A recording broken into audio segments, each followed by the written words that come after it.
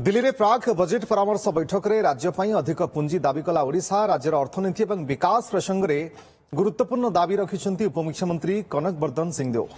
भित्तिभूमि विकास को आहरी त्वरान्वित करने को पुंजीनिवेश स्वतंत्र सहायता योजना राज्य को अधिक आवंटन करने को से दाबी करिसेहिपरि प्रधानमंत्री आवास योजना अति कम 5 लाख घर निर्माण लगी बजेट रे आवंटन करने को दाबी होईछि। संबलपुर राज्यर द्वितीय एम्स प्रतिष्ठा सहित पारादीप बंदर संप्रसारण पर केंद्र सरकार सहायता लोड़ी राज्य।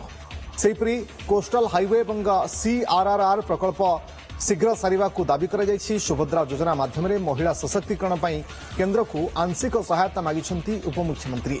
राज्यर सबु दाबी और परामर्श अनुध्यान कर पदक्षेप नेबा को अर्थमंत्री निर्मला सीतारमण प्रतिश्रुति दैछंती। सरकार पक्षर जो केंद्रीय योजना गुड़िक अच्छी ताकू किभली लागू करेंगे कौ जिनस गुड़िक अधिका प्रायोरिटी दवा संगे संगे जो ओडिशार साइक्लोन रेगुलारली होची सेति सपोर्ट देबे।